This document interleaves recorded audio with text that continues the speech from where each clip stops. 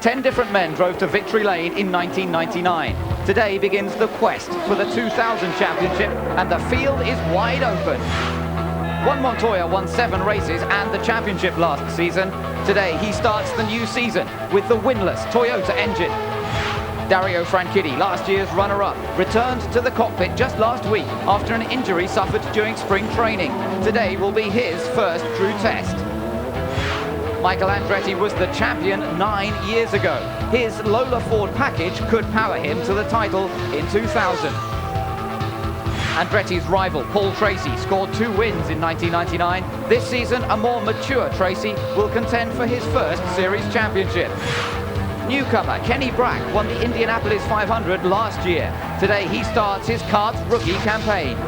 Now we look forward to a new century of racing. 25 drivers are looking for victory. The road starts here.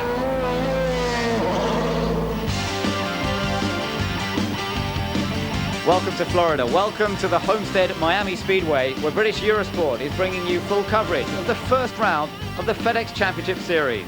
My name is Ben Edwards, and as ever, I'm joined by Jeremy Shaw to take us through the season and take a look at what we can look forward to in the year 2000. Jeremy, first of all, let's take a look at this track. It's a fairly typical oval, 1.5 mile oval, and a pretty good place to start the season off. It certainly is, Ben. Originally, this track was built as a 4-cornered oval, very similar to Indianapolis Motor Speedway. But soon after that, it was reconfigured at a cost of about $4 million into the present configuration now, which is 2 very similar corners at either end of long straightaways. So it really is a very conventional oval by American standards.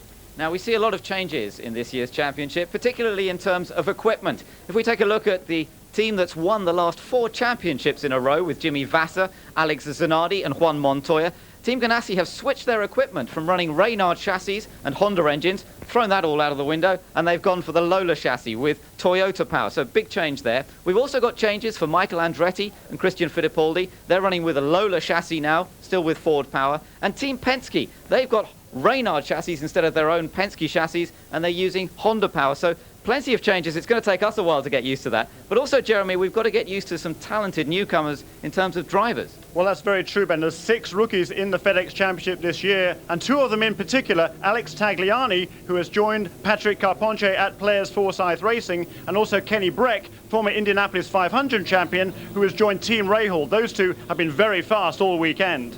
So let's take a look at the prospects for the season. As ever, it's completely wide open as to who is going to win the first race and indeed who's going to win the championship. You have to say Juan Montoya, the reigning champion, is going to be right up there again, even with all this new equipment. Jimmy Vasser will be strong, but Michael Andretti, now he has tested extremely well in recent weeks, and I think he's going to be in top form. What about the British drivers, Jeremy? Have they got a chance? They have a chance. They have their backs up against the wall though this weekend, Ben. Mark Blundell, he crashed pretty heavily in qualifying, and Dario Franchitti, well, he had that big crash at spring training here just over a month ago. He's been rehabilitated after that. He feels in great shape, but the car has not been handling the way he would like it. He's qualified well down the order, as we'll see in a couple of minutes, but he has a lot of work to do to get back up toward the front of the field. So let's take a look now at what happened in qualifying here for the first round of the championship. Plenty to take a look at, and we'll hear from the drivers as well. The greatest surprise of qualifying was the performance of Canadian rookie driver Alex Tagliani, a graduate of the Toyota Atlantic Series. His 4th position on the grid was earned despite a frightening incident on Friday morning when he lost control of his Forsyth Racing Reynard Ford coming into the pits. 3 people were bowled over, but fortunately no one was seriously hurt. 3rd fastest in qualifying was Adrian Fernandez, winner of 2 oval races last year, including the last race at Fontana. Reigning champion Juan Montoya proved his new Lola Toyota package is fast by going 2nd. But the first pole of the year was won by Gilles de Ferran in his first outing for Team Penske. A welcome boost to this most successful team and an emotional time for the driver too. It's a fantastic sensation right now. I mean, we put so much into bringing Marlboro Team Penske back up, and you know, and to have the first time hero show and be able to sit on the pole, you have no idea how it feels. I mean, I'm having a hard time putting this into words. There were differing fortunes for Mark Blundell. He had to go out in his backup car after suffering an accident in his primary car, but he managed to get on the grid. It wasn't too bad. My guys did a great job. They gave me a car which was usable. That had no installation lap done on it or anything from the gearbox problems yesterday. And we had made a few changes from our other car from the looseness there, but we didn't have no new tyres left, so that was with old tyres, and it was sensible. New tyres, I think we'd have been looking a lot stronger, and I'm just so disappointed that we didn't get round in that lap that we crashed. From a race driver's perspective, you just crashed right behind you. You get in another car. What goes through your mind when you go through that very same section of the racetrack? A lot of stuff I couldn't repeat on TV, but it's like falling off a bike when you're a kid. You fall off, you rub yourself down, and you get back on, and you ride off in a straight line, and that's what we just did, and it makes a lot of difference. Tomorrow I'll be good night's sleep, wake up, ready to roll. Not the ideal start to the season for Mark Blundell, but he did a great job to qualify in 16th position. Dario Franchitti further back than that, down in 22nd place. He just could not get his car to handle well.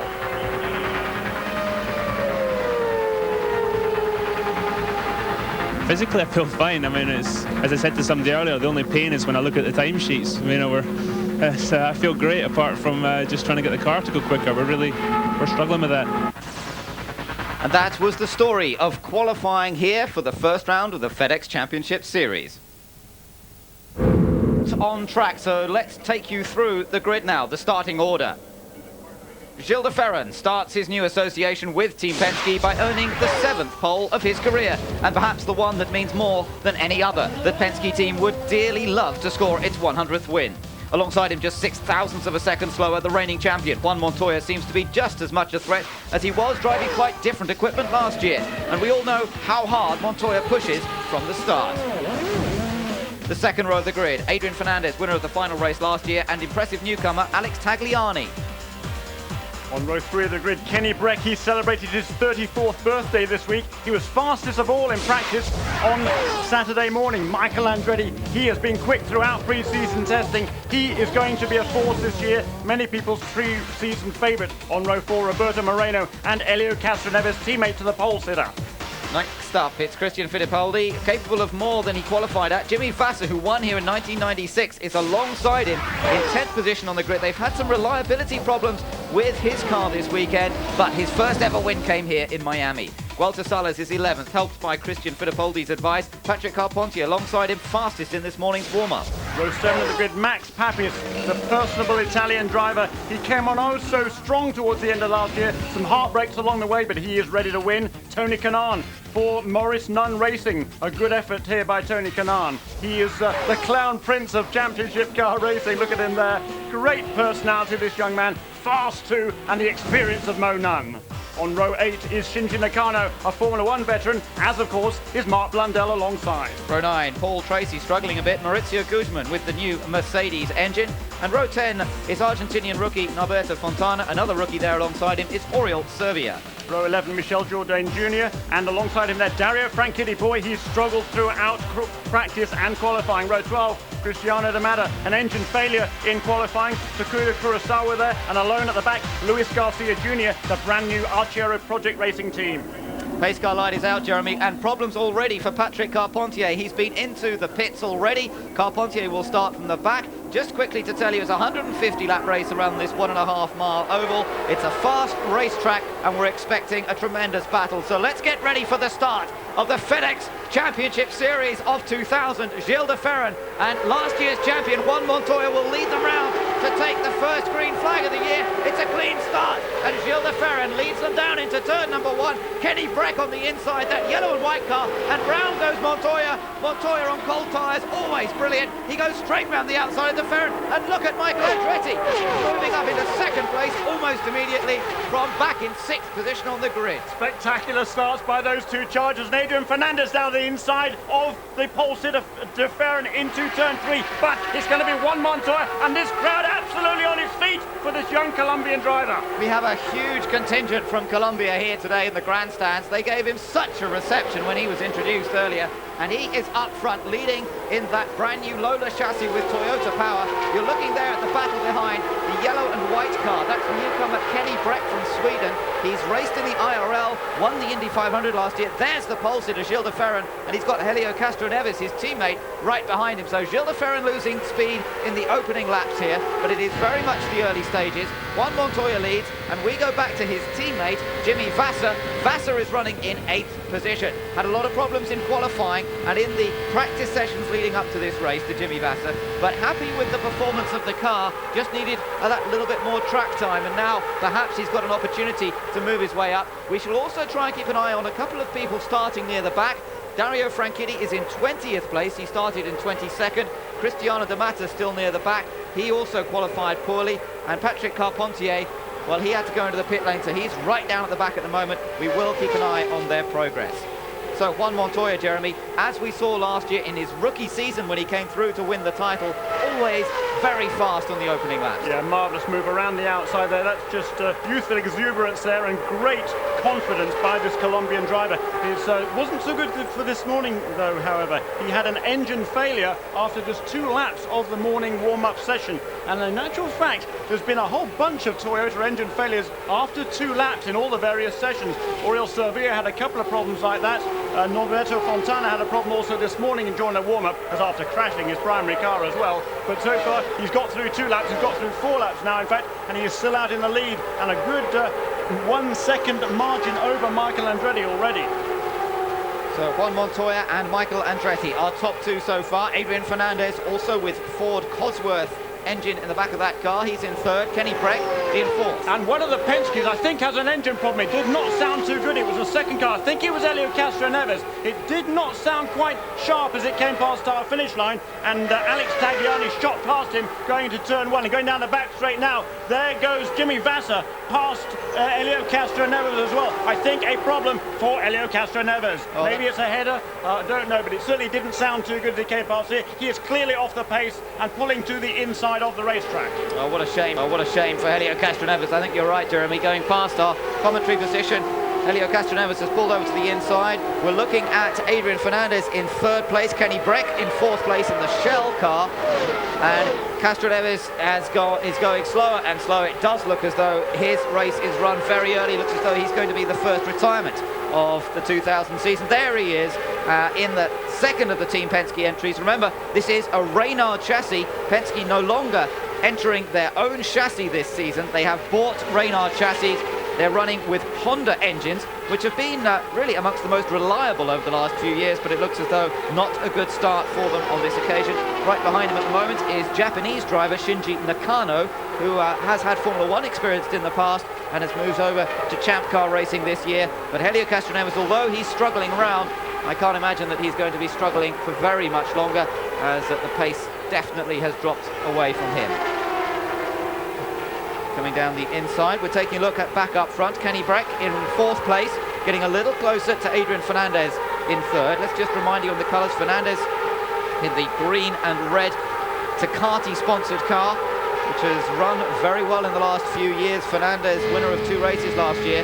Now we're back to Jimmy Vasser, and Vasser reporting possible gearbox problems in this car. Now, the gearbox has been a little bit of the Achilles heel of the Lola so far in testing, Jeremy. They have had their problems, haven't they? Yes, they have, but I was actually speaking to one of the Lola engineers the other day, and they were suggesting that when the teams have rebuilt the gearboxes from their original specification, they were actually using a slightly different spec bearings in there, and the Lola engineers suggest that it's those different bearings that are causing the problems within the gearboxes. Some teams are having the problems and others aren't.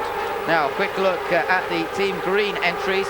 Paul Tracy has moved up into 12th place, so that's good progress for Tracy, who qualified a long way down the order, but already up into 12th position, started in 17th place, as you see. And Dario Franchitti has also moved up, is in a battle with Marc Blundell down into the inside. Helio Castroneves has indeed pulled over, no great surprise there, and it has brought out the caution flag. First caution flag of the day, and Helio Castroneves unable to make it back to the pits. Yeah, great disappointment, of course, for the Marlboro Team Penske, but clearly there was a problem with that car, and I'm a little bit disappointed that Helio Castroneves could not get that car into a better location, so that there was no need for a full course caution. So that was a little bit unnecessary by Helio, parked there on the apex of turn 3. Juan Montoya is the early race leader, 11 laps out of 150 completed so far. So down in the Team Penske pit, it's disappointment for the members of that crew And, well, they had such a great day yesterday, Jeremy. Pole position for Gilles de Ferran. Helio Castroneves didn't have quite such a good run in qualifying, but still well up there in the top 10, but out very early in this race. That's right, that was Rick Reinemann we saw there, putting his hand through his hair there, and clearly the dejection there from his face there just tells the whole story of Marlboro Team Penske. They had such high hopes for Helio Castroneves and, of course, Gilles de Ferran. De Ferran, he's content to settle into a consistent early pace, running conservatively perhaps right now in 5th place, but a long, long way to go. We've just got 12 laps in the books now, and Montoya there, he's always off like a hare. Interesting to just take a look back down the order, and for all of our fans watching on British Eurosport, you want to know how Dario Franchitti's doing, the man who came so close to winning the championship last year, who battled this man, Juan Montoya, and scored the same number of points as him in that final, at the end of the final race of the season, but Montoya winning the championship on superior number of victories. Well, Franchitti's 19th, but he's been involved in a battle with Marc Blundell, funnily enough. The two British drivers have been running together, but just a moment ago, Carpentier, who started, remember, at the back because he had a problem on the warm-up lap, Patrick Carpentier went past Dario Franchitti, so he now splits Blundell and Franchitti. Carpentier up into 18th position, and keep an eye on Patrick Carpentier's progress, I think, here, Jeremy, because the French-Canadian has been quick throughout the weekend, didn't qualify brilliantly. His teammate qualified on the 2nd row, but Carpentier was fast this morning. Actually, he was quickest this morning, as you say, and he was very, very confident indeed. I was actually speaking to Richard Spenard, who was a famous Canadian name, who is the driver coach effectively for the players' team, and he thinks that both those drivers are going to be very strong this season. Marc Blundell there, staying in 17th position so far.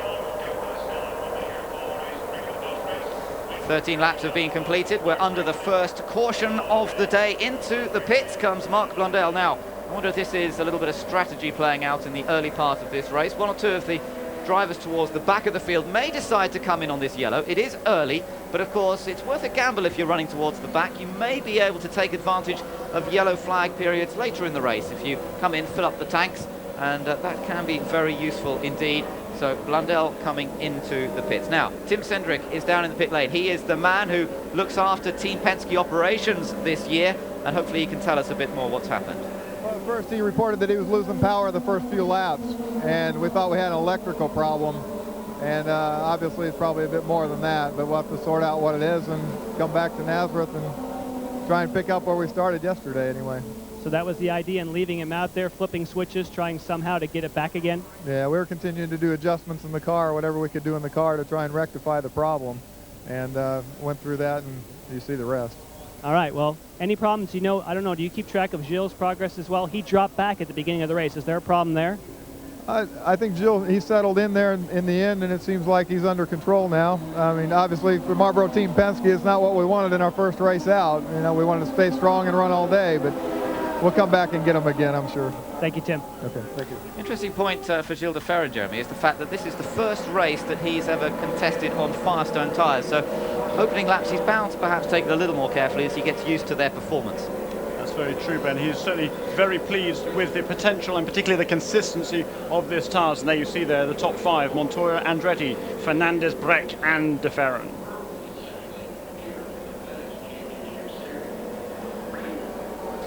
Michael Andretti running in 2nd position, as we mentioned, just a little behind Montoya when the first caution came out. 150 laps here today. As ever in Champ Car racing, we expect to see, in a normal course of events, we expect to see 2 pit stops. Now, those 2 pit stops will depend on the caution periods that take place. They can run around 60 laps on a tank full of fuel in these cars, 60, perhaps even 65 laps. Last year, some of the leaders managed to push it quite a long way, and at the end of the race, this race was won by Greg Moore last year. His car ran out of fuel on the final lap, and that, as ever, Jeremy, they run these things absolutely to the limit on the amount of fuel they use. They're doing it. It's amazing. You know, in years past, the engine would perhaps, if it coughed, let's say, going into turn 1, struggling to pick up the last dregs of fuel, they could generally limp their way around and get into the pits. But nowadays, these engines, or the fuel cells, pick up every last drop of fuel, and once they cough once, that's it, they're out of fuel. And on a track like this, in actual fact, even if you probably ran out in turn 1, you could probably coast around from 200 miles an hour, even dead stick, you could probably coast it around and get into the pits, but you'd still lose an awful lot of time doing that. Yes, Juan Montoya will be hoping again against things like that. Great pit crew, one of the best in the pit lane, of course, the Target team, and they have helped him a number of times last year to help him win that championship with some great service in pit lane. And he will be hoping for good things. Now we're expecting the green flag out this time, so Juan Montoya begins to control the pace up front. There's a back marker between himself and Michael Andretti, so that might give him a little opportunity. The green flag, we wait for the green. Michael Andretti can't pass until, no, it's gone yellow. Now that's interesting. The starter wasn't pleased. Jim Swintel decided to keep it yellow there. That's exactly right. Jim Swintel was not happy there with the fact that Montoya jumped too soon before that caution came out. So Montoya has to do it all over again. Juan Montoya leads the field around. We're waiting for the restart. We tried to restart it a second ago, but Montoya broke away a bit too much and the yellow flagged it again. So hopefully we should get the green flag this time around. Let's go and hear from Chip Ganassi in pit lane. Get the season underway to actually be racing. Well, Gary, we're certainly glad that testing's over, but you know, it's a long season. Anything can happen from here. What kind of concerns do you have as we anticipate the green? I'm just concerned about everything. I guess that sums it up. What a way to start a year. I'm concerned about everything.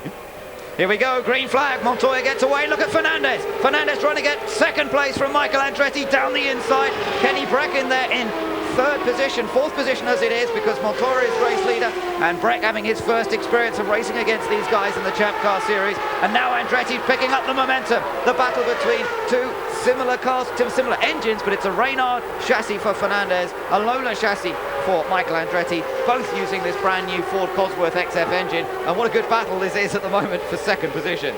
And the great work there by Adrian Fernandez, taking advantage of the fact that Michael Andretti couldn't really get on the throttle quite as early as he wanted to because of Luis Garcia Jr. And you really can't blame Garcia, I think, in that situation.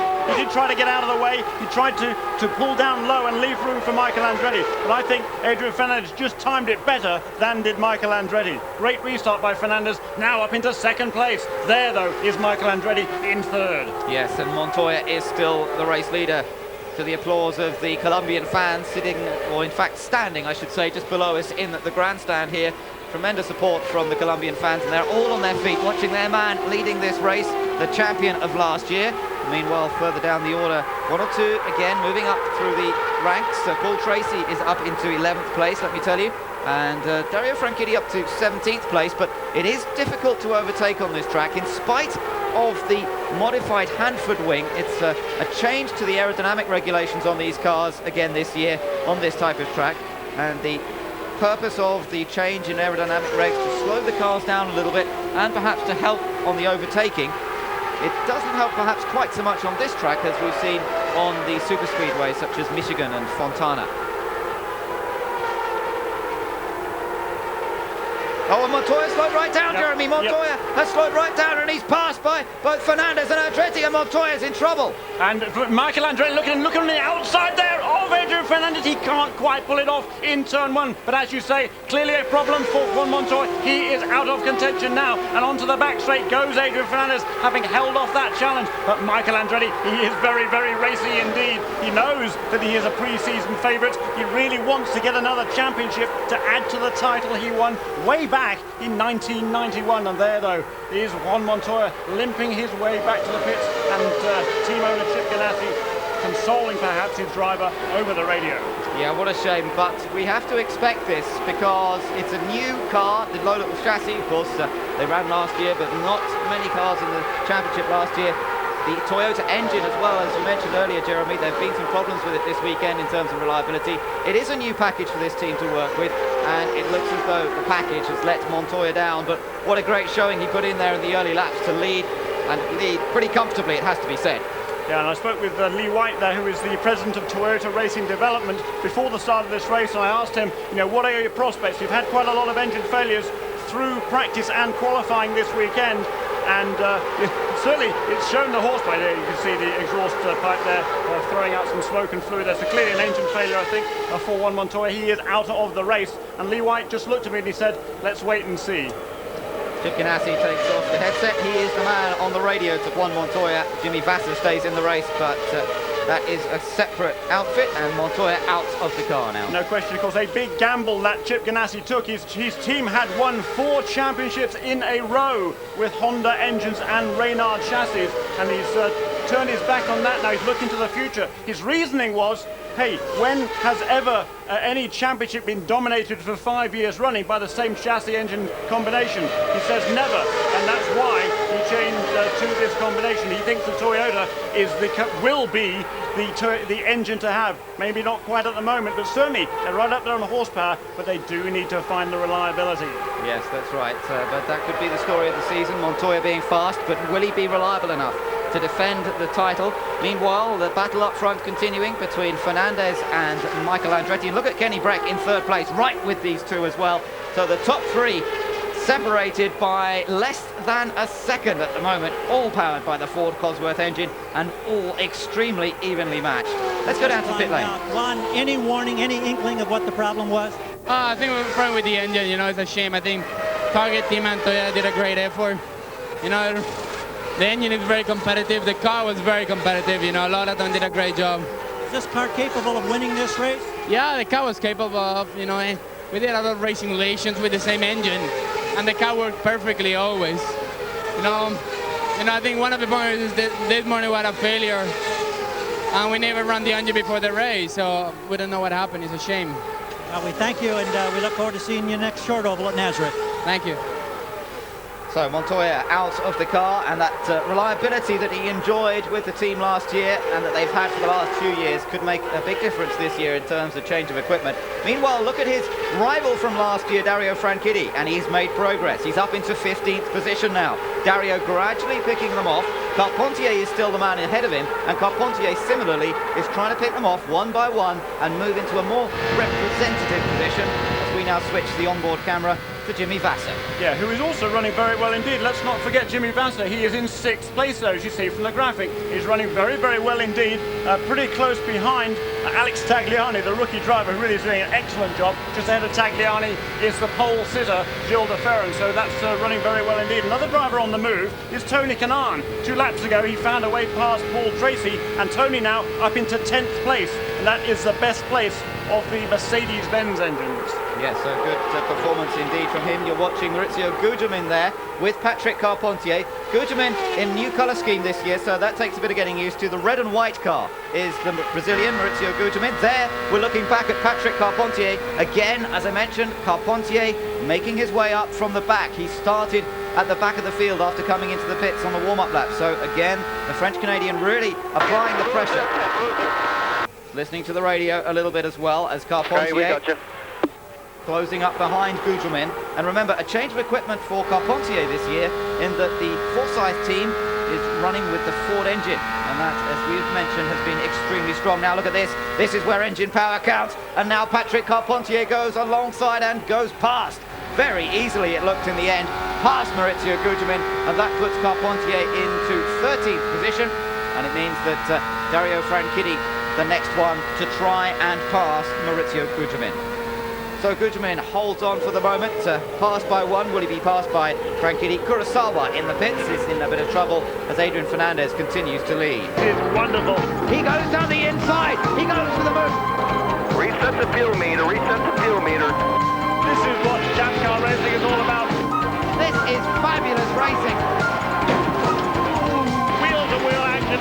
Now this is crucial. Man, you are the man. You are the man. Great job, great job. I'll see you in Victory Circle. There's more drama here at the Homestead Miami Speedway. Michael Andretti, who was running in 2nd place, has retired from, well, he's about to retire from this race. He's pulled off the track. There's smoke coming from the back of his Lola Ford, and it looks as though the day is run for Michael Andretti, who looked to be in such great shape here. We've lost 2 front runners in the matter of 37 laps here at Homestead. Montoya, the early leader, out, and now Michael Andretti surely heading for retirement in the pit lane as we now look at the battle for 3rd place. Gilles de Ferran, who took pole position in his Reynard Honda for Team Penske, but look at the man behind him. This is Alex Tagliani, the Canadian. It's his first Champ Car race. He's moved up from the Toyota Atlantic Series, and what a superb start this is to his Champ Car career, Jeremy. He's stayed up there. He qualified in 4th place. He's back in 4th position now as Michael Andretti's come into the pits, but he's running consistently and hasn't made a single mistake in this race as yet. Absolutely super job by Alex Tagliani. Now on board with Max Papis here in the number 7 Miller Lite car. In the 7th position is Max Papis. And a little way back, you can't actually see Roberto Moreno, who's in 6th place ahead of him. But close behind Papis, as he has been from the start, in fact, is Christian Fittipaldi. And let's go down to the pits. I think we have a word now with Michael Andretti. And what yet more disappointment for Michael Andretti. He knew, as I said earlier on, that he was a championship favourite coming into the season, and he had been running strongly all weekend. Didn't qualify perhaps as well as he wanted to, back on the 3rd row, but he got himself up into 2nd place, and he was really just biding his time, I'm sure. So great disappointment for the Newman Haas team. Meanwhile, Paul Tracy is in 10th place in the Team Green car. Now, let's go and hear from Michael. Championship hopes and expectations. How much of a setback for this team that's tested so effectively for the first race to be sidelined so early? Well, it hurts. You know, we got to take advantage of the chances that we have, and today the car was good. You know, I think it was going to be good enough to win. As soon as we would have caught traffic, I think we would have started to shine. So it was really disappointing today. Is this one of those things where it just comes totally unexpected? Was there any inkling or warning? I didn't know it, but they knew in the pits. They saw the oil pressure starting to go down each lap, so it was only a matter of time. Thank you. We'll see you in your hometown in a couple of weeks. Up front, Adrian Fernandez involved in lapping cars. That's Mark Blundell that Fernandez has just gone past. Kenny Breck also going through in 2nd place. Blundell getting out of the way, and it looks as though his car not performing as well as he would have hoped. Had a big accident, as we saw in qualifying yesterday. Managed to get on the grid okay, but perhaps everything not working to his liking now. Kenny Breck running in 2nd place there, and 3rd place is still the Team Penske entry of Gilles de Ferran. Adrian Fernandez coming up to lap another car now, and as Michael Andretti mentioned, they're coming into lap traffic now, and that could change things around. Some cars work better once they get into traffic, others are not so good. Fernandez coming down the inside of Oriol Servia, another of the rookies in today's race in the fairly lurid colour scheme of Telefonica. Kenny Breck trying to go through and hold his gap between himself and Adrian Fernandez, the race leader. They both get past safely, but now this very much part of the art of oval racing, finding your way past those back markers as cleanly as possible. Absolutely right, Ben, and that is very, very difficult. These sort of high speeds, but Cristiano Demanda there staying out of the way as Kenny Breck goes down the inside and into turn 3. We now have 44 laps in the books, coming past this time to complete 45 out of 150. Again, finding a way past, it looks like Norberto Fontana, the Argentinian driver that Fernandez is going through. And there's 3rd place man, Gilles de Ferran, also going past Blundell. There is Alexander Tagliani. Gilles de Ferran, with plenty of experience in Champ Car racing, has moved from Walker Racing, with whom he's been the last few years, took a win last year at Portland, and now moved, of course, to Team Penske. Team Penske, which has been through a dry patch in terms of results, hasn't been a successful time for them for the last few years. Alonso Jr. has moved off. He's gone off to the IRL series. And now Gilles de Ferran really brought in very much as team leader to try and help get this team back up to where it should be, and that's winning races. And next in line for the leaders to lap will be Dario Franchitti. Dario Franchitti is running in 14th place. He's moved up 8 positions from the start, but he is next in line to go 1 lap down. Now Gilles de Ferran in 3rd place at the moment, but his teammate Helio Castro Neves, as we saw, was the first retirement from this race. He has made it back to the pit lane, and we're hoping to catch up with Helio in just a moment or two. Great disappointment for the younger of the Brazilians, and there's reports of smoke from the back of Adrian Fernandez's car, our race leader. Are we going to see another of the front runners in trouble early on? First time a lot of these new engines have been raced in tough conditions, and there is a bit of smoke from the back of that car.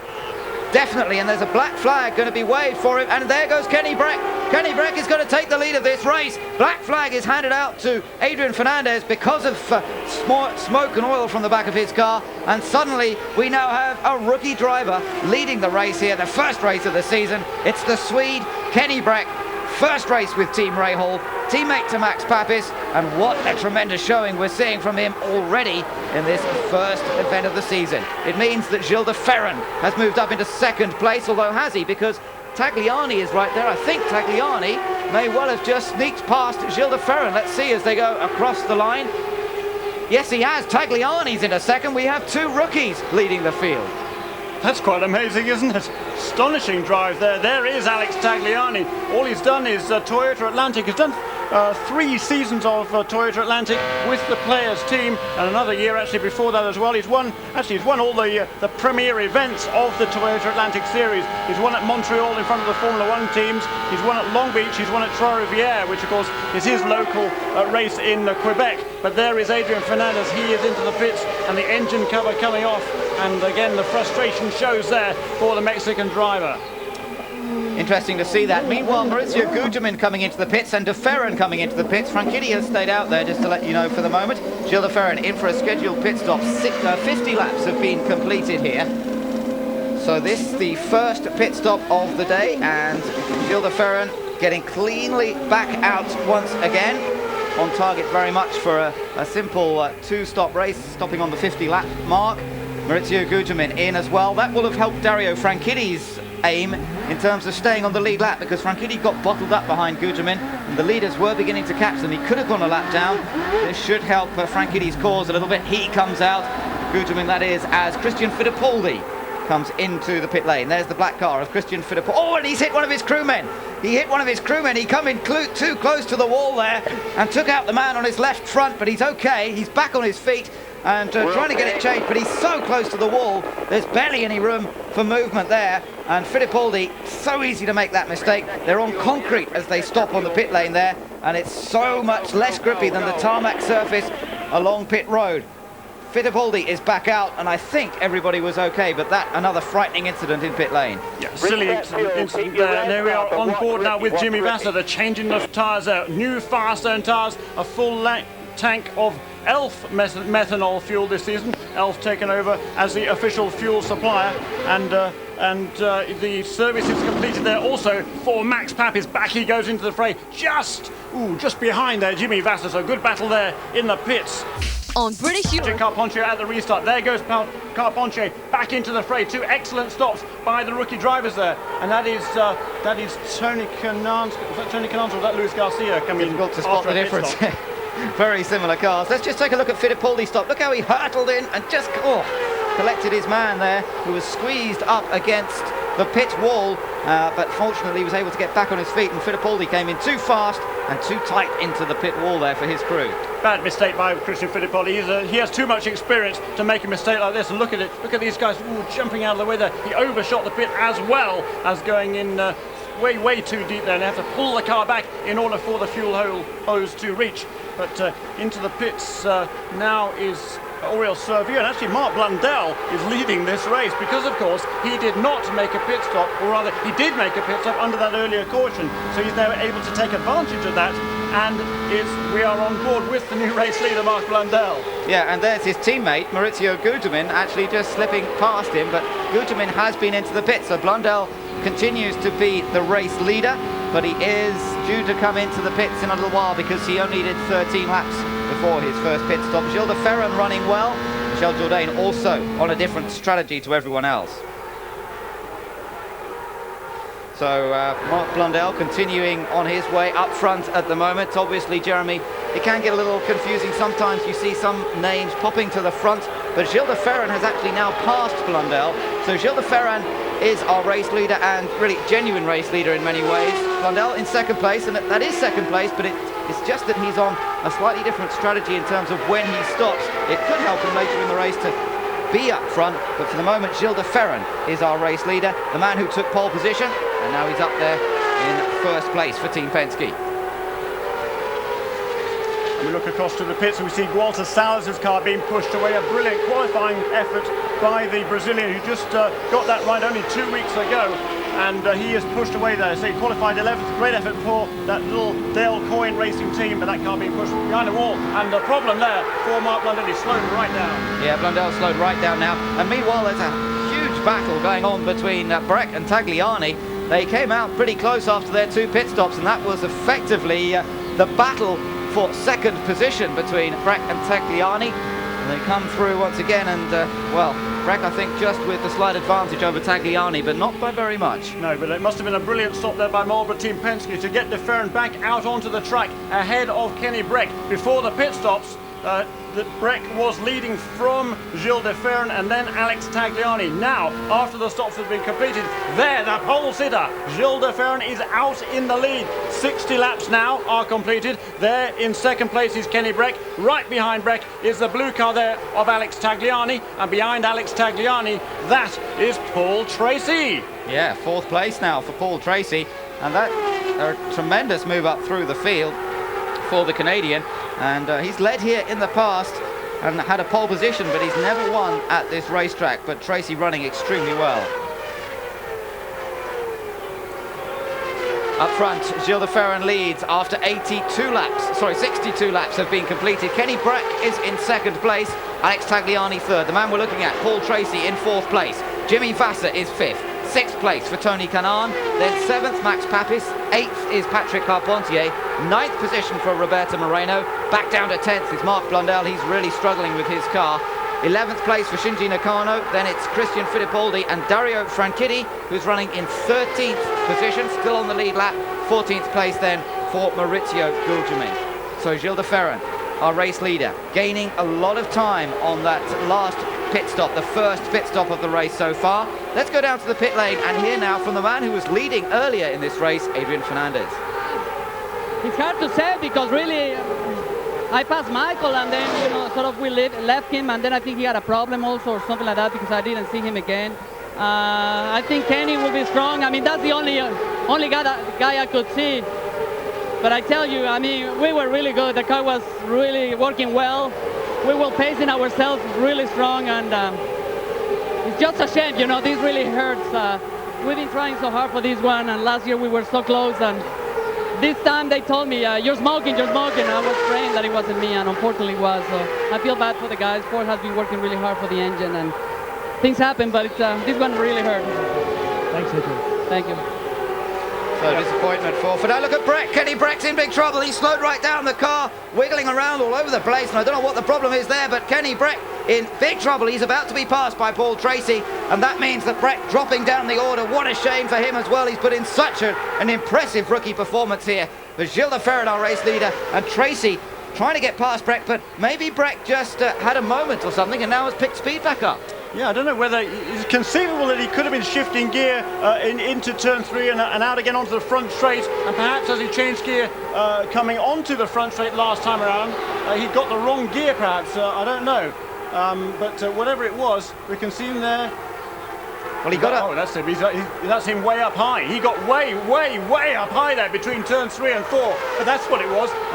And he is in fact there just trying to clean the rubber marbles off the tyres as he goes down the front straight. So a pretty good save there by Kenny Breck. Yeah, he did well to keep it in one piece, but he's still in third place, and now Paul Tracy bearing down on him. I think he took a leaf out of his teammate's book there. Max Papis, his teammate, had a brilliant save yesterday in qualifying at that same place. And when you get up into the marbles there's all these little bits of rolled up rubber that come off the tyres as the tyres wear down, and they just get thrown up there offline, up into the grey they call it there, off the blacker line, which is where the rubber is laid down firmly into the race surface. But off that racing line, off that optimum groove, there's all these little bits of balled up rubber. That's what we call the marbles, and if you get up in the marbles there, that loose rubber tends to get picked up by the very warm rubber, the hot rubber on the tyres themselves, and you have to then wiggle the car on the straight to try and throw off those marbles from the tyres and get them down to the working part effectively of that racing tyre. Paul Tracy then staying in fourth place, didn't manage to find a way past Kenny Breck. Then Mark Blundell has just been back in the pits for his second scheduled stop, but he's way down in 15th place now. We also saw the Spaniard Oriol Servia come into the pits. He's been in and out of the pits throughout this race, so not a good day for him. We're looking at our race leader here at the moment, Gilles de Ferran, and de Ferran has a 1 second advantage over Alex Tagliani in second position. Kenny Breck still holding on to third, some 3 seconds further back, and still under pressure from Paul Tracy. And Tagliani has been closing on the race leader, Gilles de Ferran. There is de Ferran, and in the bottom of the picture, not quite, but you can see there, last time around there, 185 for the race leader, 186.7 for Alex Tagliani. You can see the two leaders there. Here is de Ferran, there the blue car right behind the rookie driver, Alex Tagliani. And then we saw the fastest lap actually went on that particular lap, it looked like, to Shinji Nakano, the Japanese driver. That's impressive. Running down in 10th place, Shinji Nakano's doing a fine job for Walker Racing.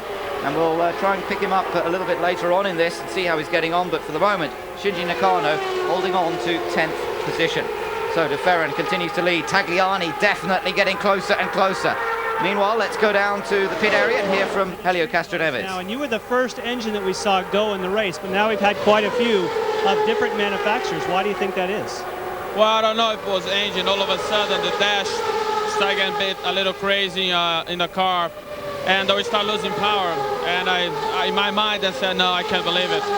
The car was just doing great, and everything was very, very good.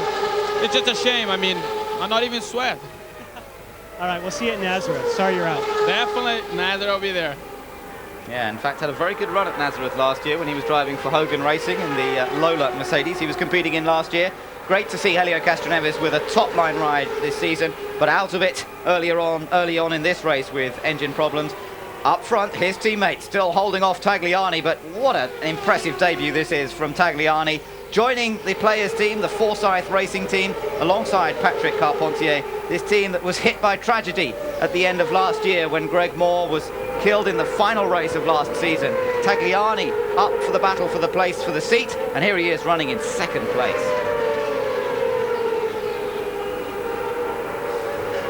De Ferran doing enough so far to keep him behind, and Tagliani just maintaining his position.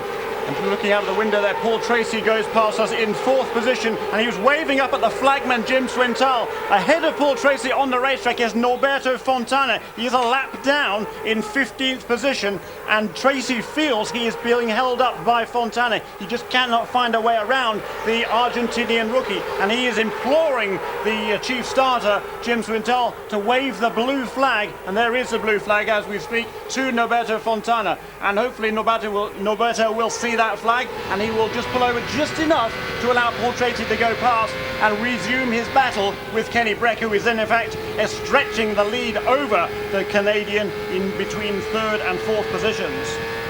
Our coverage here on British Eurosport sees this first race of the season come to half distance, just over half distance. 76 laps have been completed now by race leader Gilles de Ferran. There he is with Alex Tagliani still right behind him. Kenny Breck still holding on to 3rd place in the Shell sponsored car. Paul Tracy 4th.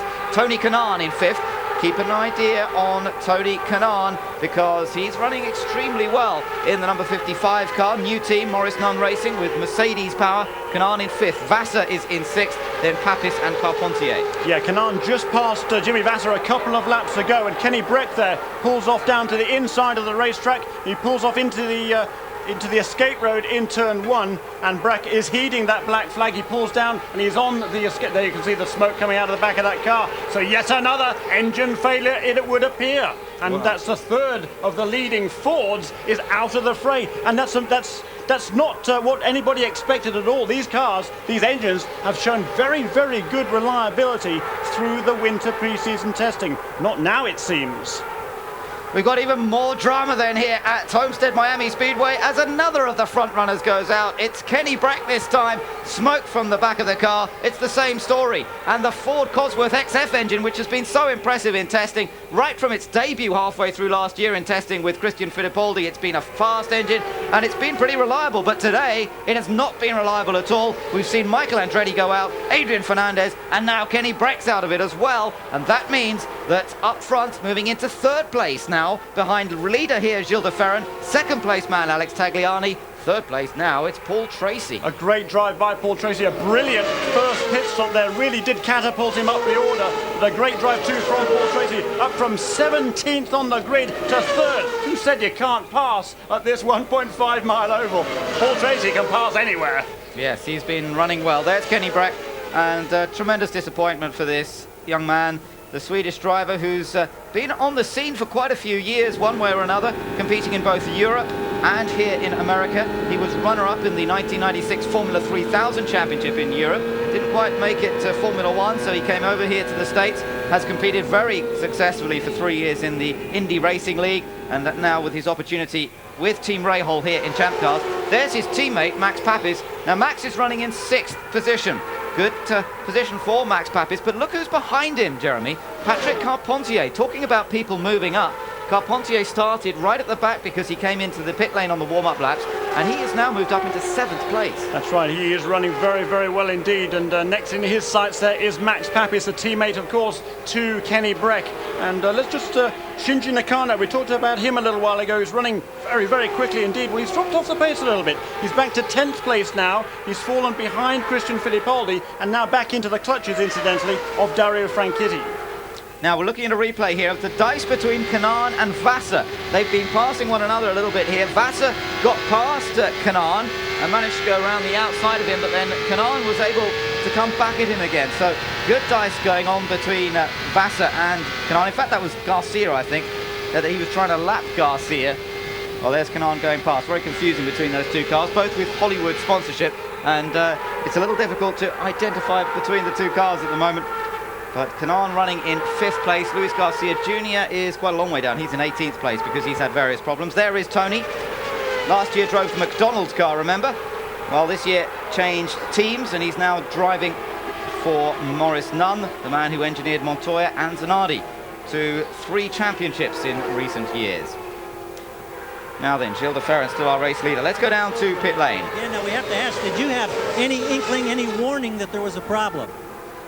Well, I saw a couple of cars do the same that we did, so I figured we were on the limit. But I was breathing the car. I didn't use all the revs. I was breathing, doing the whole run. Didn't drive as fast as I could because I wanted to try to save the engine, but apparently we ran out of it anyway. Let me ask you about that maneuver at high speed when you lost a couple of positions and you kind of shook the car on the track. Were you trying to clean off stuff, clean off buildup after you went up high? Yeah, I was built up. I tried to go around the outside of somebody in the back market that came out of the pit lane and got into marbles and got marbles on the tires, so I had to get rid of that. Despite this disappointment, do you feel like you can win with these guys in this series? I think that we had a very good chance to win today, and I have a very good team.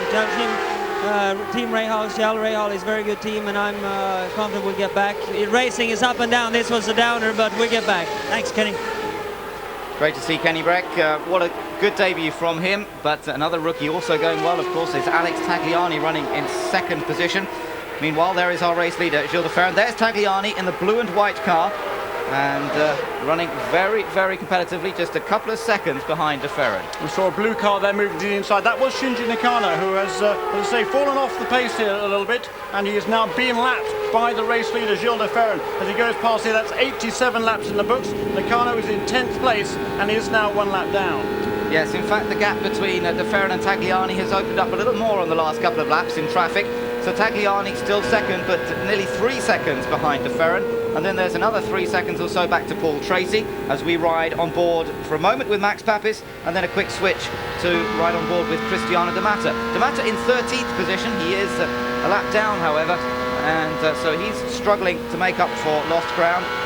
Had problems at the start of this race. But the Brazilian, very, very quick on his day, and another one who I think will potentially win his first race this season, only his 2nd season of Champ Car competition. And meanwhile, here we are on board with the PacWest driver Mark Blundell. Blundell running in 15th place, 2 laps down. He's had problems in this race, but he's still there at the moment. Maintaining much the same equipment this year, still with PacWest, still in a Reynard chassis, has Mercedes engine, but Mercedes have come up with a completely new power unit this year. The last 2 years have not seen a great deal of success for the Mercedes Ilmor built engine, and so they've gone back to the drawing board, come up with this new package. There's been some reliability issues with it, but so far the drivers much happier with its performance than they have been during the last couple of years, and they hope that it'll have the sort of drivability that Honda has shown consistently since they started winning races back in 1996. Norberto Fontana there. He drives with Toyota Power. This is the Della Penna team, the car that was driven by Richie Hearn and which we thought would be driven by Richie Hearn again this season. But in fact, in a late change, Norberto Fontana, the Argentinian driver with a little bit of Formula 1 experience and plenty of Formula 3000 experience both in Europe and in Japan, took over the seat. And Fontana, not doing a bad job, had a crash this morning, had to go out in the spare car. The engine blew up on that, so the team's been having a tough time of it. Fontana running in 14th position here at the moment. He's got Jimmy Vasser bearing down on him. Vasser still running in 5th place. There is our race leader then, Gilles de Ferran, his first outing for Team Penske. But what a complete change it is at Team Penske this year. Not only in terms of drivers, but also in terms of the equipment.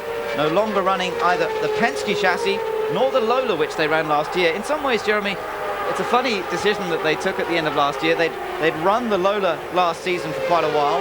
They ran their own car, the Penske, but now this season, here we are, and they're running the Reynard instead. That's right.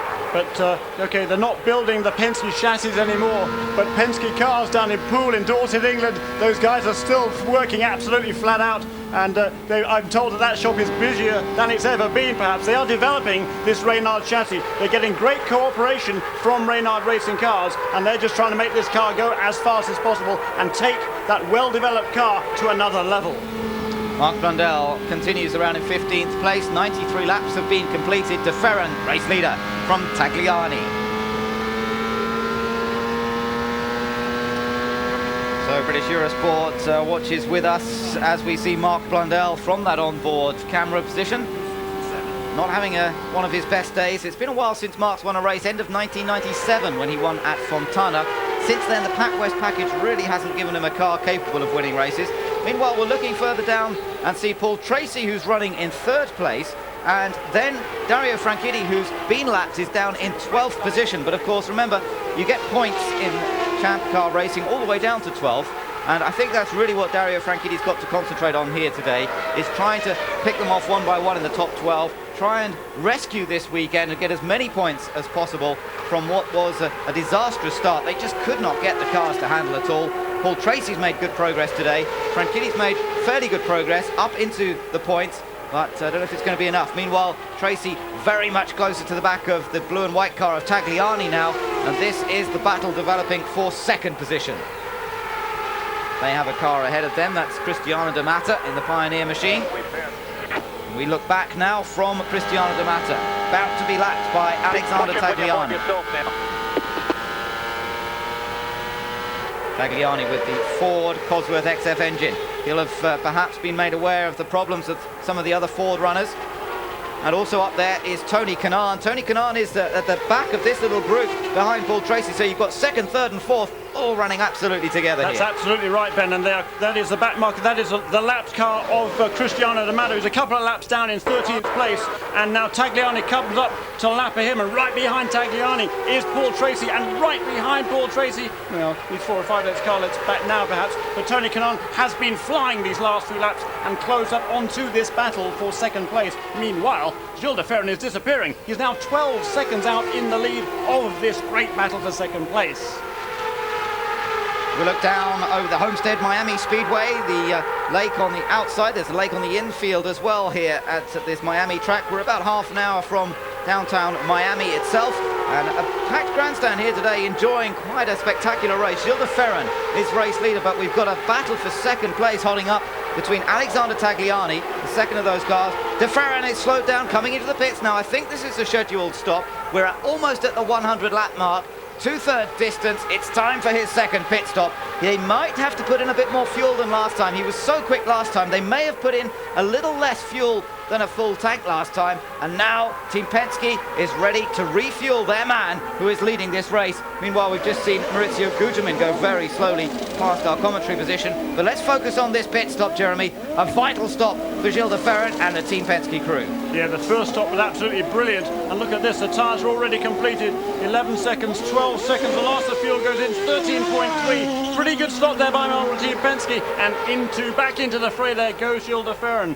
And there is one of the studies, Mauricio Gugelmin, who had slowed. He slowed here past the start-finish line, and everybody else now has to make their pit stop. I don't know whether Gilles de Ferran lost a lap making that pit stop. It's conceivable that he did, in which case he desperately he could do without this caution. And actually, it won't cost him too much because everybody else will have to make a pit stop under caution, so he will be able to regain the back of the lead lap.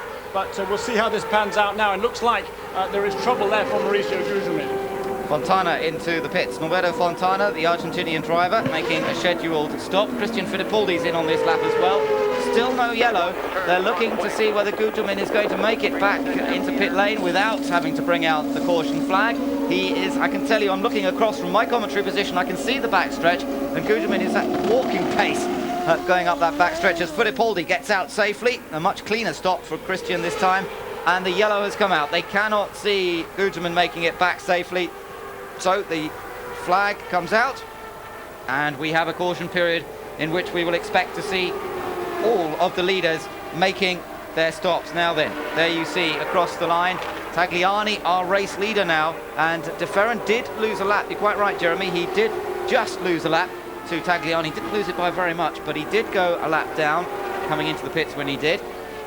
Tagliani is our race leader. Tracy, second position. Vassar in third place. So it'll be interesting to see how this comes out after the stops. Yes, it will. And Tony Kanaan there made a pit stop as that caution comes out. We'll have to make sure, I'm sure the officials will be checking to make sure that the pit lane had not been officially closed, because that's what they do. When there is a full course caution, the pits are closed until everybody packs up behind the race leader, in this case Alex Tagliani. And when they have all done that, then the pits are opened. There's a signal on the back straight, a green signal with a P on it that is given to the drivers. Then they can make a pit stop. If they make a pit stop when the red P is out and the pits are therefore officially closed, then they will be penalised. Now, in that instance, it is conceivable that Kanaan was already committed to coming onto pit lane when the yellow went out, and if that is the case, then he will not be penalised. So we'll wait for a call on that one and see how this shuffles out with more pit stops to come in. Right in the middle of a pit sequence is always a tricky time for a caution to come out.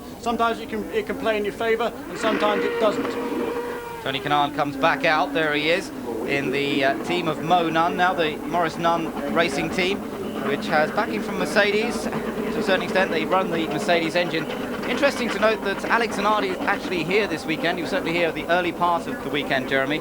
And Zanardi, the champion here for 2 years in a row, 97 and 98. Went to Formula One, of course, had a fairly disastrous time with Williams last year. But making a visit here to the very first race of the year, and they're talking about the fact that perhaps Zanardi will do a few races for Maurice Nunn's team a little later on this season.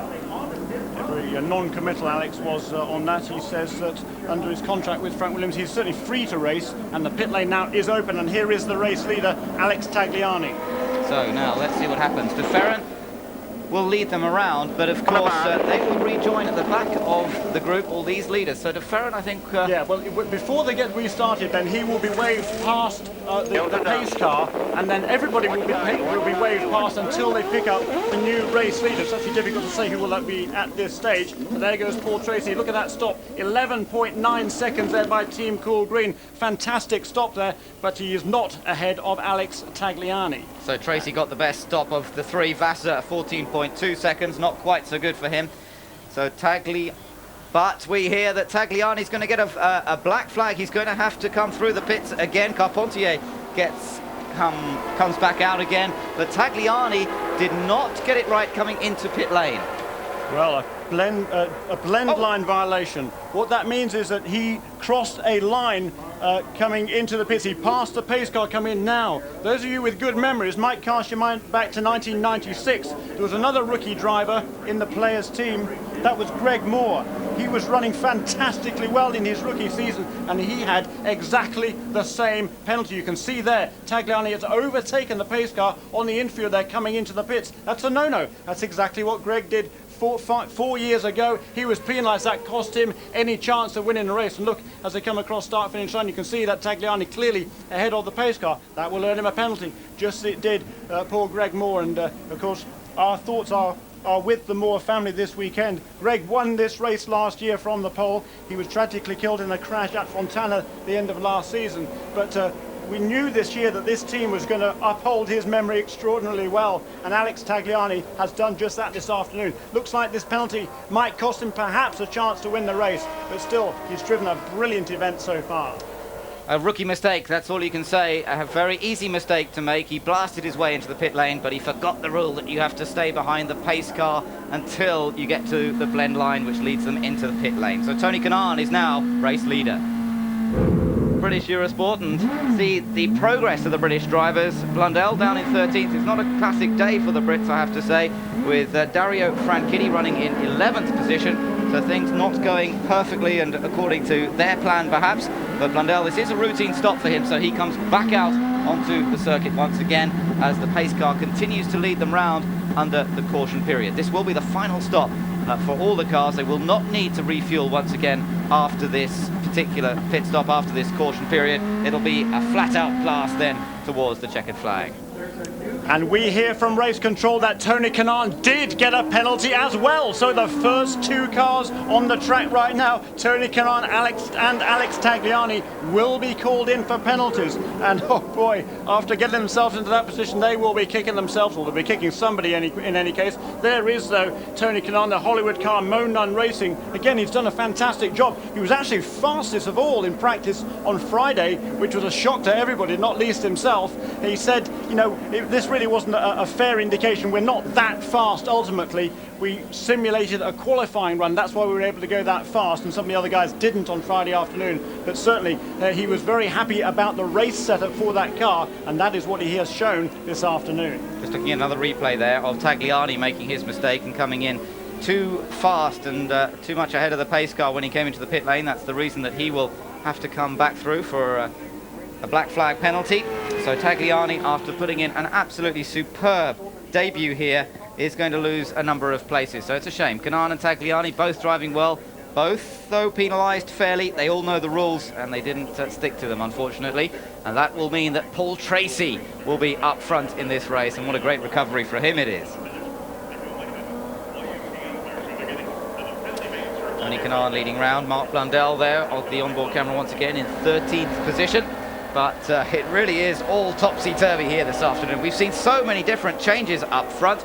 We now know that Kanaan and Tagliani are going to have to serve penalties in pit lane, and that means that they will have dropped down the order. Meanwhile, they're sorting the field out. They've waved Gilles de Ferran and a couple of other cars past the pace car now, and they will have to rejoin the back of the queue. It did hurt de Ferran seriously, Jeremy, the fact that he came in the pits just before that caution period. He will still be on the lead lap, but of course now he's quite a long way down the order.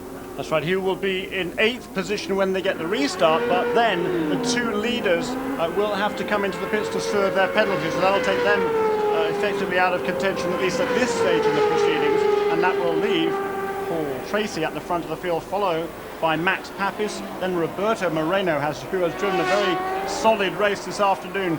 He was known as Super Sub last year. Perhaps he'll be get a slightly different moniker this year. He's still seeking his first Champ Car victory. He made his debut in the series way back in 1985, but this is actually only his third full season of racing. We've seen a number of different leaders in this race, and the changes have largely come about due to unreliability, it has to be said. We had Montoya up front, we've had Fernandez up front, and they're the list of cars that have gone out. Kenny Breck was running right up with the front runners as well. He went out with a blown engine. Sevilla Sales out as well. Kurosawa, one of the first retirements. Helio Castroneves, as we saw, out of it as well. So it's really been a topsy-turvy race. And Paul Tracy, who didn't qualify particularly well, but now will find himself leading this race. Tremendous performance from him, starting 17th position. Bad news for Tagliani and for Tony Kanaan, however, picking up the penalties after going so well. And I think we might have a chance to speak to Tagliani's team owner, Jerry Forsyth, down in pit lane. It must be a very, very disappointing moment at the moment to see Tagliani drop to the back of the cars. Let's hear from him. I can't tell you. We've got a cart official talking with Alex Timmermans, who's on the radio here with the driver Tagliani. Jerry Forsyth, of course, is the owner and concerned. Your rookie has been so impressive, but did he make a rookie mistake here, Jerry? I don't believe he did. The officials said that he passed the pace car, and according to the driver, absolutely not. And we protested to the cart official here in the pits, but they're not listening to us. Okay, that's the situation here that relates to Tagliani, but the last time by we saw him slowing and dropping back in the procession to get further at the back of the field. Now, you know, it's a very different perspective that the race car driver has from everybody else. He is on the infield there, and when you pull off to the infield, into the pit lane as you come into turn 3, you cannot see, because you're a good 20 or 30 feet inside the racing line, and through your peripheral vision you probably can't see the pace car. But clearly the pictures there tell the story, and clearly he did pass the pace car, albeit not on the racetrack itself, but in the pit lane, and that is counted as the racetrack in this instance, in terms of the blend line, as they call it. You cannot pass the pace car before or after that blend line, and if you do so, you have a penalty, and you have to go to the back of the pack, and that's the entire back of the pack, not just the cars on the lead lap, but the entire back of the pack. So that's what they've had to do, and now the pace car is in, and we're under racing again. Yes, there are 40 laps to go, and now the green flag comes back out with Paul Tracy leading this race. Max Papis running in second, Moreno third, Vassar in fourth, Carpentier, who started at the back, in fifth, De Ferran now in sixth. Now then, what can Gilles De Ferran do to make up for the time lost in that pit stop? The fact he was just called out by the timing of that caution flag. He came into the pits just before it went yellow, and De Ferran is now trying to get past at one of the back markers on the back stretch, and he has to get on with the program here if he's to find a way of catching up with this lead pack again. Paul Tracy is race leader. Max Papis running in second place. Honda Power leads, Ford Power running in second and third place. Then it's a Honda in fourth, Ford again in fifth, Honda in sixth, and then Ford again in seventh position. So we don't see any Toyotas up amongst the front runners. We've seen unreliability. Well, we've got Vassar up there, of course. I'm forgetting myself. Jimmy Vassar with Toyota Power running in fourth place. And on the pit lane, meanwhile, is Tony Kanaan, who served another penalty for exceeding the pit lane speed limit. And this time, as he crawls through the pit lane at 60 miles an hour, he has lost a lap to the leaders. So he will fall back from 10th place as he was before that pit stop, down a lap. And that will certainly cost him any chance of winning this race. Look at how the cars were coming into the pits in terms of position, and how now they have come out of the pits. Kanaan in third place, he went in. Ninth now because of the penalty. Tagliani went in as the leader, now he's back down in 10th place. Tracy was in second, and now in fact he is of course our race leader because they've had their penalties. And Max Papis is now up into second. Somebody out of it in turn 4, somebody touched the wall. It was Alex Tagliani. It was a rookie driver, Alex Tagliani. He was trying to get past one of those slower cars there in turn 4. He got way up high in the marbles. Did a good job again, apparently, to keep it off the wall. But he has lost a lot of ground and still trying to pick up the momentum as he goes down the back straight. There is Alex Tagliani back up to speed. Now let's take a replay of that, Jeremy. We might see what he was doing. Trying to go around the outside of Guterman. Went wide, ran up on the marbles, as you mentioned earlier, and just scraped along the wall and saved it. And again, a fine job done by the driver to keep it out of the wall. Let's take a look and see how close he really got to the wall there. We might see it on this replay. We'll have another little look. Watch this one. This will show how close he was to the wall. Up he went, up wide, up wide. Did he actually touch the wall? Ooh, I don't think he did. Not quite. Can't see any mark there on the wall, can you? But boy, that was a close call for Alex Tagliani. I tell you what, he's learning a lot this afternoon, isn't he? He is, but what a talent he seems to be. I mean, this is such an impressive debut from the young man. Hasn't got the same sort of experience as someone like Kenny Brack coming into this, and yet he's doing a brilliant job here today. Saved that moment. He's still in 9th place, but up front, Paul Tracy. What a drive this has been. From 17th place on the grid, the Canadian Paul Tracy is now leading this race. He's got an advantage of just about half a second from Max Papis. Roberto Moreno running in third, then Vassar, Carpentier, and Gilles De Ferran quite a long way back. Just hearing Bobby Rahal on the radio there talking to Max Papis, telling him he's doing a super job. He is indeed. Max to win a race yet in this series. He hasn't done it. He got a couple of second places at the end of last year, and he would dearly love to take a first win in the season opener in Miami. Looking at Jimmy Vassar towards the bottom of the picture. Jimmy running in 4th place. Carpentier running in 5th place is a little behind him. And Gilles De Ferran got caught behind a back marker on the restart. So De Ferran running in 6th, but he's a full 7 seconds off the leader. And what a great battle this is. We are on board again there with Jimmy Vassar in 4th place. In the lead is Paul Tracy, Honda engine. In 2nd place, Max Papis, Ford. 3rd place, Roberto Moreno, Ford. 4th place, Jimmy Vassar in the Toyota engine. Behind him is Patrick Carpentier. And in the thick of this battle too is Tony Kanaan with a Mercedes engine. So all 4 engine manufacturers there running absolutely at the front of the field in terms of the pace. Okay, Tony Kanaan is a lap down, but clearly he has the speed to run with the race leaders. He does, but the question is, can he make up for that penalty earlier on. Tracy now has completed 119 laps. There are 31 laps still to go. 30 to go, that a boy. 30 to go, as you hear, as Jimmy Vasser crosses the line this time. Another one in the books. And Tracy with that half-second advantage over Max Papis. It's close indeed up front. Further down the order, let me tell you, Dario Franchitti still running in 11th position, so that would score him a couple of points, but he is a lap down, so it doesn't look as though he's going to be able to make much progress from there, but his teammate Paul Tracy out in front at this point. And what a turnaround for Paul Tracy. As you said earlier on, Ben, he missed this race last year, serving a penalty from a race, an incident at Surfers Paradise at the end of the previous season. That was in '98, so he did not race here last year. He's had a miserable Friday and Saturday here. They could not get the car sorted out. Finally, though, for qualifying yesterday, they made some changes to that car. They got rid of a lot of the understeer, which had been plaguing Tracy's progress, and they've made some more fine-tuning this morning, and right now that car is on the pace. Paul Tracy has his tail up, and he's leading this race, and what a great fillip that will be for Paul Tracy. Yeah, it's good to see, and for Team Green as well. They were struggling so much here, weren't they? And as we mentioned, Franchitti said the car was as bad as any car he's ever driven. They went right back to their baseline setup, but what they discovered was that although they thought they'd gone back to what they had here in spring training, it wasn't quite. When they put the car on the flat patch again, there'd been a little error in the reading of the setup on the car. They went right back to beginning, back to square one, and suddenly here is the result. So it just shows you how important it is, the testing that they do, the keeping of meticulous records, and they're checking that the car is absolutely to the millimetre to what they had when they were testing here successfully in February. They've done the work. Paul Tracy is now up front.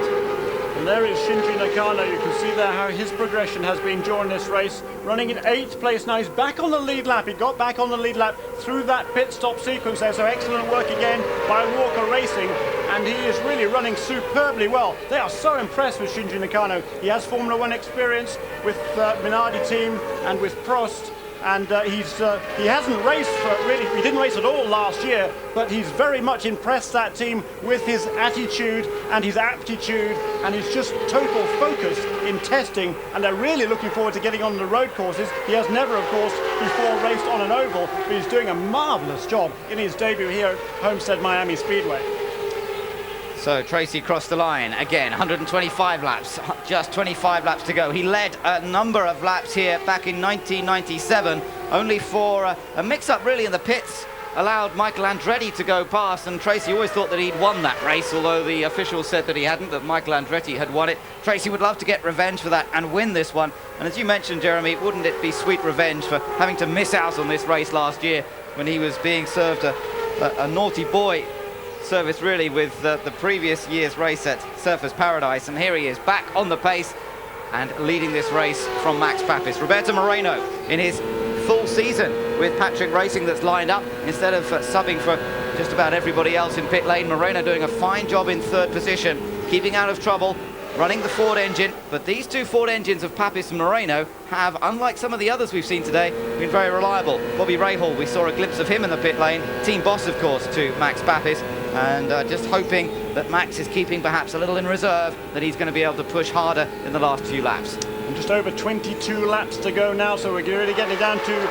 the closing stages of this race, and we still have a pretty good battle up the front of the field. There is Max Papis running in 2nd place. Ahead of him there, you can see him, is Paul Tracy, about a similar distance behind in 3rd place, and it's about 10 car lengths is Roberto Moreno, and a similar car length behind him in 4th is Jimmy Vasser, and farther back, well, probably double that distance, maybe 75 to 100 yards, I would say, is Patrick Carpentier, who has come up magnificently from the back of the field.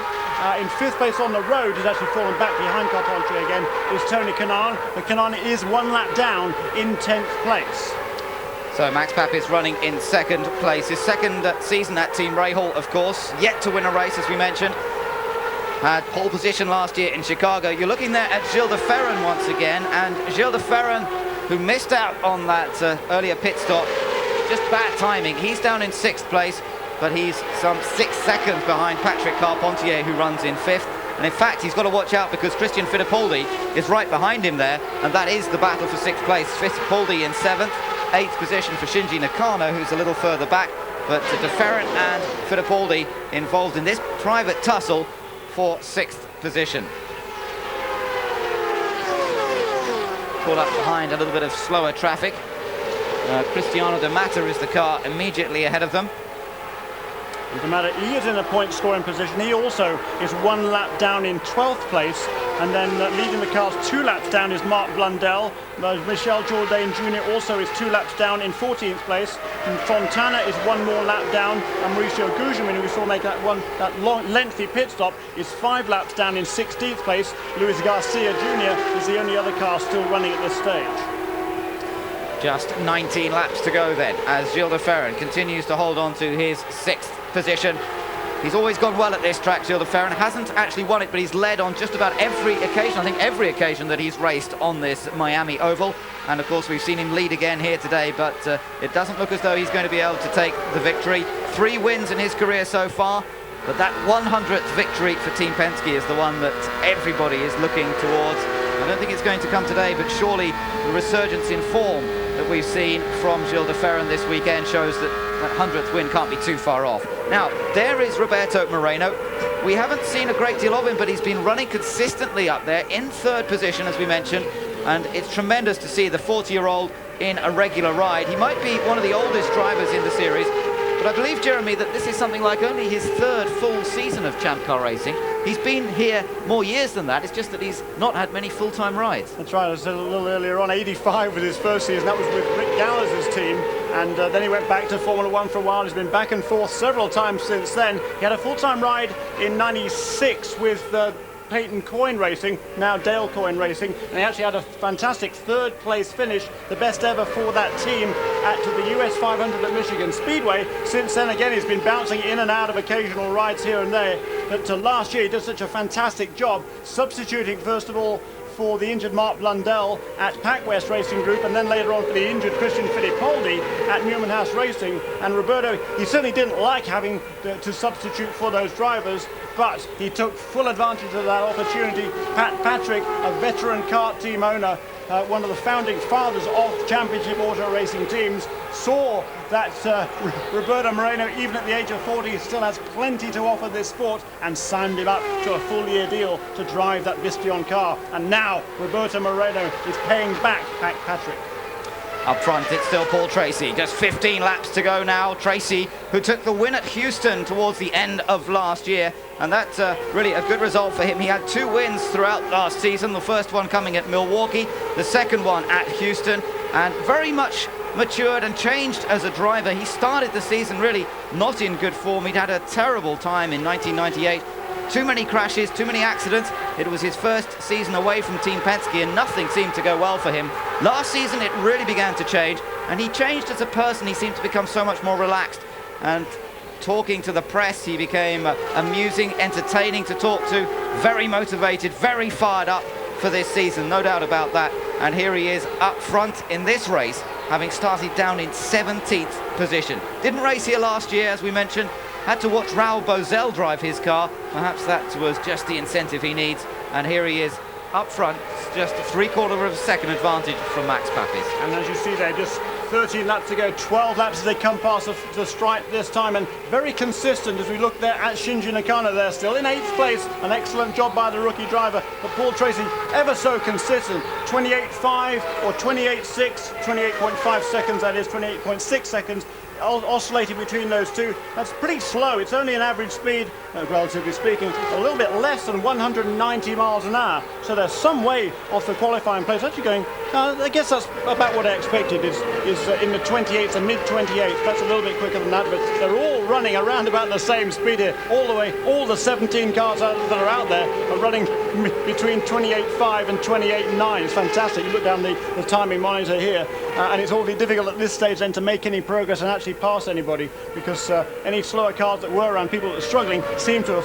fallen out of the contention now. So Paul Tracy is on his own there, and here is Dario Franchitti, again still in 11th place, but that's got to be considered good after starting 22nd. At least he gets a couple of points on the board. Yes, that's right. Last year he finished in 3rd place here, and look at this, Max Papis, has he got past Paul Tracy? They were in traffic there, and Papis has taken the lead from Paul Tracy. We've still got only 10 laps to go, and suddenly Max saw his opportunity as they got in amongst the slower cars, and Max got past Paul Tracy, and you can hear Bobby Rahal congratulating him on the radio. Paul Tracy squeezed out as well. He's been passed by Moreno. Moreno's got into second place now. Absolutely fantastic action there down in turn 3, and somebody's way up high there, and he's spinning across the track. Who is that? I think that might be Luis Garcia, not quite sure. Whoever it is, he's kept it off the wall. Well, he hasn't. He obviously clipped the wall there, and hopefully he will get out of the way and pull it to a safe location. That was Luis Garcia. Did a good job. He didn't crash hard. He did collect the wall and has damage to the right front wheel. But the new race leader, Max Papis, less than 10 laps to go. Max Papis yet to win a race in the Champ Car Series. This could be his opportunity. Listening to Bobby Rahal calling the shots for the 30-year-old.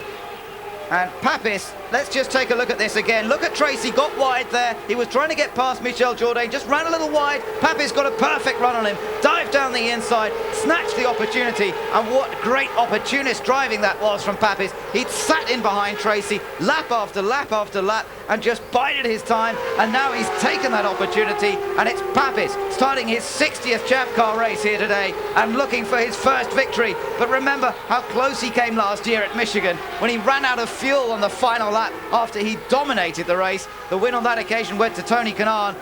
I hope they've put enough fuel in the car this time, Jeremy, because Max Papis is heading towards his first win here. Yeah, and what a great drive once again from Max Papis. The team, they knew they should have had the pole for Ford, and they slightly messed up the qualifying setup, and what a good job they have done. They haven't messed up the race setup. Max Papis has been fast all day long. You can hear Bobby Rahal there on the radio. And the race engineer for this team, or the chief engineer, is Don Halliday. You know where he was last year? He was with Dario Franchitti, and now he's trying to get his first win for Team Rahal. He worked with this team, of course, back in the early 90s, and they ran the Don Halliday designed Made in America car, the True Sports car. They ran that for half a season before turning their back on it and switching to a proprietary chassis. But there, 4 to go, says Bobby Rahal. You can hear the excitement in his voice, can't you?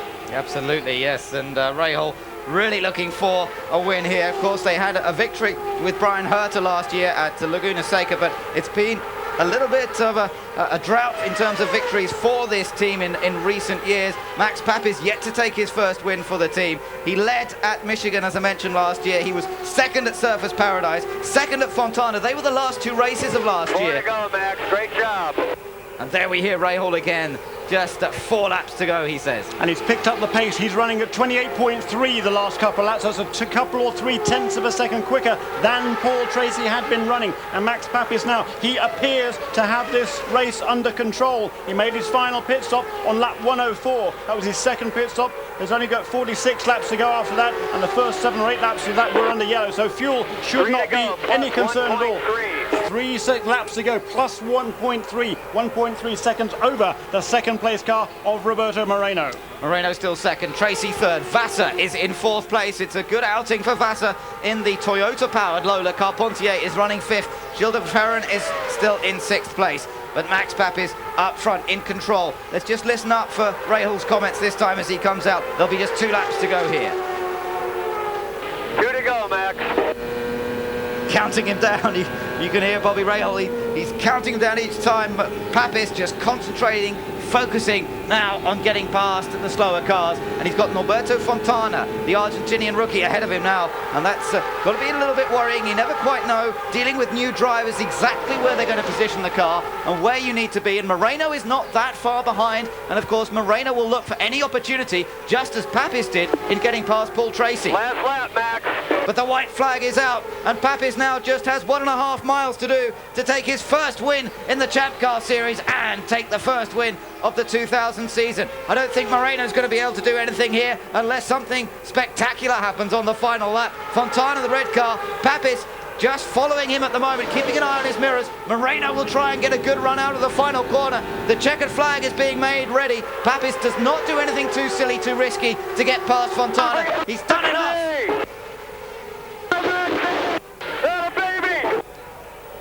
Papis wins it. Max We made it. We made it. takes the victory. We made it, guys. We made it. Thanks so much. Good night. I love you. Congratulations. You're awesome. Personal best, Max. Personal best.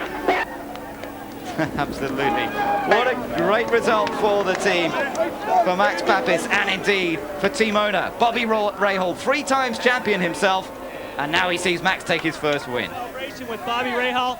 Bobby, this has been a long time coming. Congratulations. Yeah, I'm just proud of everybody, and Max did a hell of a job. We were fighting a loose car, and we made some changes there on the stops, and he just did. He had to run hard when he did a great job. I'm just so pleased for Max. After Michigan last year, he really won that race, and you kind of always wonder, but I'm thrilled for him, for his family who's here, for Miller. Did a good job. Many times you've won behind the wheel. How much different is it for you here in the timing stand? It sure seems a lot harder to win this way, I'll tell you. I hate it. I mean, you're sitting there and you're a mess. But I'm pleased for Ford, first time for that new engine, the first race, and they win it. And I feel bad for Kenny. He was flying. But, boy, I'm just really happy for Max. Again, congratulations. Thank you. Great result for the team, and as you mentioned, for the engine. And look at that, that's nice. Paul Tracy coming up to congratulate Max Papis. Tracy, who got caught out in traffic and ended up finishing 3rd after leading and looking like the successful winner on this occasion. But no, it's Max Papis who took advantage of that, sneaked through when the gap presented itself. Good racing instincts there being shown by Papis. Absolutely, and that win was coming. We stood at the top of the show, and for Paul Tracy, 2nd place, that's as good as a win for him. He will be absolutely thrilled after starting way back in 17th. A brilliant drive by Paul Tracy, but the man of the moment there is Max Papis. Gary Gerald is down there with him. Let's hear from him. Slowly catching up. We'll head through around the elevator and up onto the podium with him. And this is something that a lot of people have waited for so long. The emotion from Max Papis finally breaking through, finally getting that first Champ Car victory. And now he steps up onto the podium. Ina Brolin from Marlboro is there to congratulate him. The pump fist. Look at this man celebrate this moment. Oh, Max, come and talk to me. I know that you've waited so very, very long, and I know that it's just got to be something so very special. Now, let me take you back to about 12 laps to go in traffic. Was it hard to be patient, to wait for the opportunity to grab the lead?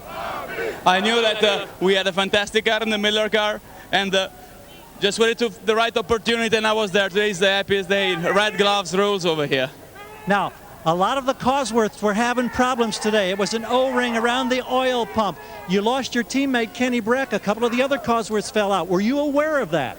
I didn't know. I just went for it. I was very concentrated, and I have to thank Ford. They've done a fantastic job for us. First win for the XF new engine. Good job, guys. Now, Max, I've got to ask you, last year at the end of the season, you lost a great friend in Greg Moore, who was the defending winner of this race.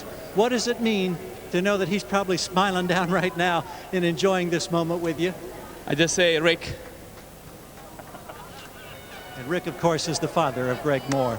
I don't think we can say anything more. He celebrates the moment here, the elation, and what a party is about to take place. We've waited so long, and now he can let it all go. We've got a new season underway, and we've got a brand new winner to start it. Fantastic, brilliant to see the delights on the face of Max Papis. And isn't it superb to have another new winner from the 25 drivers who started today, Jeremy? Yet another winner on that grid, and it just shows once again how open this championship it is. That's right. Before the race, we had 12 different winners. Add one to that, more than half the field have already won in this series. Moreno in a strong 2nd, Tracy 3rd, and Jimmy Vasser a fine 4th place.